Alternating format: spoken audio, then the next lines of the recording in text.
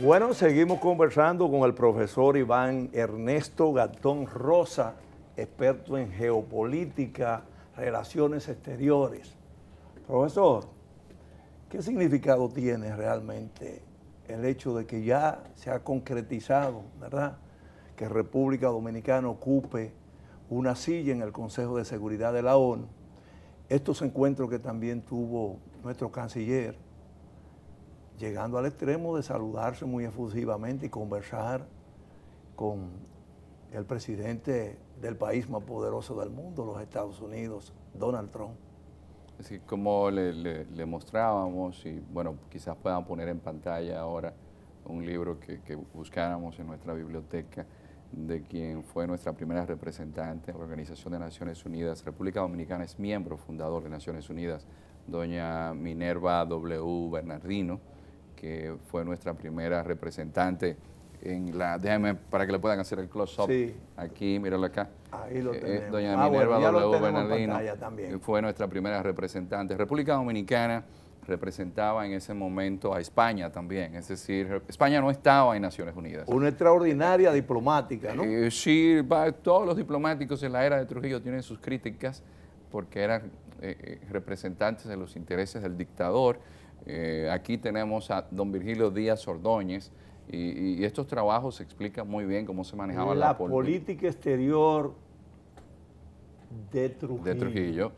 Bueno, aquí hay unas quejas, de Stalin en Rusia, porque República Dominicana se estaba inmiscuyendo con temas del Consejo de Seguridad al momento de hacer proposiciones que vinculaban al régimen de Franco, porque República Dominicana en ese momento, como miembro fundador y con una política exterior que era definida como casi la de un imperio, de hecho, en el Ministerio de Relaciones Exteriores cubano se hablaba del imperialismo dominicano en política exterior. República Dominicana tenía más de 150 cónsules alrededor del planeta. Pues fuimos verdaderamente poderosos en el plano diplomático. En el plano diplomático, sí, República Dominicana también tenía incidencias en otros ámbitos culturales. Ustedes pueden ver, por ejemplo, lo que le llaman en España un nodo.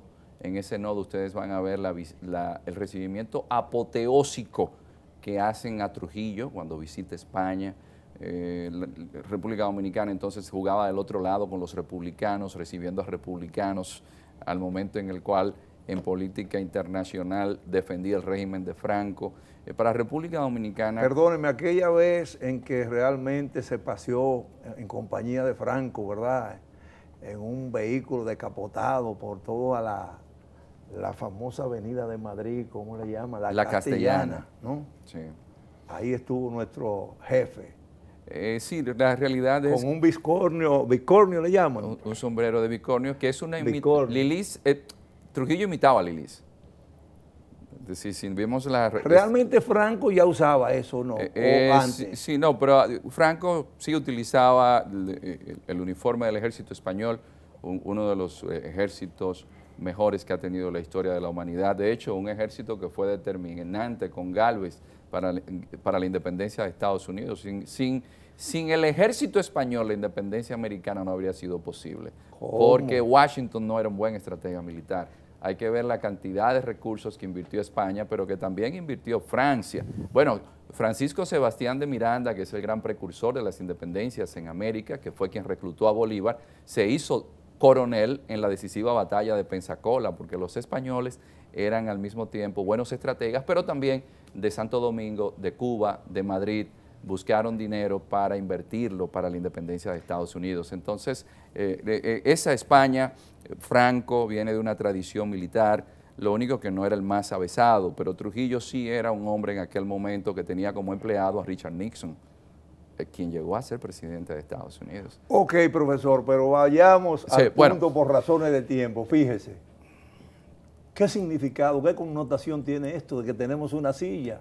Bueno, es histórico porque realmente República Dominicana... ¿O eso es decorativo? Bueno, realmente en Naciones Unidas existe una pentarquía, que son los 5 miembros del Consejo de Seguridad, que fueron los ganadores de la Segunda Guerra Mundial. Los permanentes. Los miembros permanentes del Consejo de Seguridad. Naciones Unidas tiene 193 países miembros, pero hay 5 como Estados Unidos, Rusia, China, Francia y Reino Unido, que son los que determinan. Se amplió el Consejo de Seguridad a 10 más, que son los miembros, digamos, observadores por 2 años. Aquí República Dominicana va a jugar en la geopolítica mundial de los pesos pesados. Es una situación muy delicada. ¿Puede haber reelección en esa posición? No, inmediatamente vendrán otros países que querrán formar parte del Consejo de Seguridad. Tomemos en cuenta que el presidente de la República allí lleva, aparte del embajador jefe permanente, a un embajador especial para los temas de seguridad, que es un empresario dominicano,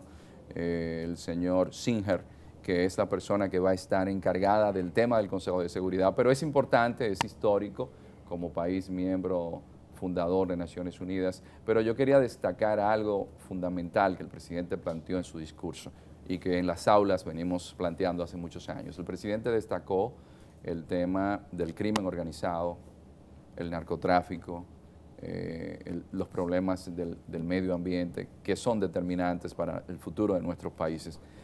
Desgraciadamente es así. Las mafias, los grupos mafiosos tienen tanto poder que eclipsan de una forma u otra con su poder económico todas las políticas de Estado. Por eso los niveles de inseguridad, no simplemente en República Dominicana, hay que verlo en todos los países del planeta, cómo se han incrementado por esos grupos mafiosos.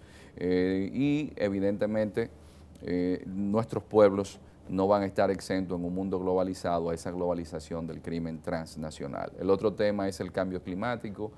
Nosotros vemos los efectos que tienen los huracanes, que tienen las sequías en los pueblos y dejan más muertos que el terrorismo. ¿Llenó sus expectativas como especialista en el área ese discurso? No, el discurso del presidente llena las expectativas no simplemente de República Dominicana. Cuando usted académicamente revisa un texto como este, para mí, que vengo hablando de estos temas, porque yo le digo a la gente, mire, ustedes oyen hablar de inseguridad, pero ni en Siria, ni en Afganistán, ni en Irak murieron tanta gente como murieron en Brasil el año pasado, que murieron 60.000, fruto de la delincuencia, porque hay 2 grupos mafiosos que se disputan el negocio de las drogas.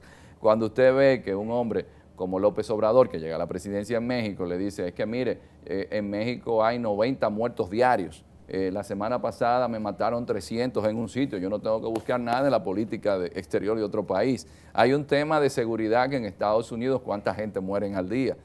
Profesor, fíjese una cosa, fuera de cámaras, de manera un poco capciosa, como suele hacerlo a veces, como suele hacerlo mi amigo y hermano William Rodríguez, cuestionaba acá entre nosotros. Quien habló fue el canciller con el presidente de Donald Trump. ¿Y por qué no lo hizo el presidente de la República, Danilo Medina? Pero tú sabes por qué yo Irradienos un poquito de luz. Eso es lo que se estila en esos casos. Usted sabe por qué. Es normal. Porque parece que Danilo Medina tenía interés de reunirse con Trump, porque incluso desde el Palacio emitieron una nota de prensa el día antes diciendo que Danilo Medina había tenido un encuentro con Donald Trump cuando Danilo Medina había participado en una reunión que habían 23 países y estaba Donald Trump. O sea, tratando de confundir como que Danilo Medina se reunió con Donald Trump. Eso es una nota oficial. ¿Por qué el encuentro se dio con el canciller y no con el presidente? Que eso es lo que quiere saber mi amigo William Rodríguez. Bueno, en el protocolo diplomático es bueno decirles, quizás por la experiencia trabajando en estos ámbitos, no hay nada que un presidente haga que no esté debidamente pautado. De hecho, se dice en qué minutos se van a ver, los presidentes nunca tienen una hora para hablar con alguien, se establece a través de las cancillerías de esos países, hay unos encargados de protocolos que son los que llevan a los presidentes. Un presidente ni siquiera nunca se sale de la ruta que le han establecido, siempre incluso va a una avanzada. Así que si lo que diga el Palacio Presidencial siempre sobre ese tema es lo primero que uno va a creer. En este caso, por ejemplo, sí hubo un encuentro del canciller, que es la persona que sí está llamada a reunirse en estos casos. Y el canciller sí lo tuvo. Entonces, con relación a que si el presidente había dicho que se iban a reunir, si no se iban a reunir, la realidad es que nada de eso se improvisa. Es decir, siempre que un presidente se va a reunir con otro presidente, es algo que se confirma a través de las cancillerías. Brinquemos un poco la conversación, profesor Iván Gatón Rosa, y vamos a hacer referencia ahora al caso específico de Nicolás Maduro, quien salió de Venezuela, voy a llevar mi verdad. Pero sucede que cuando llega a la asamblea, se encuentra de que 6 países latinoamericanos presentan ante la Corte Penal Internacional el que se intervenga a Venezuela por las violaciones a los derechos humanos y hasta por crímenes fuera de ley. ¿Usted piensa que va a ser posible tarde o temprano, o más temprano que tarde, un encuentro entre Trump y Nicolás Maduro?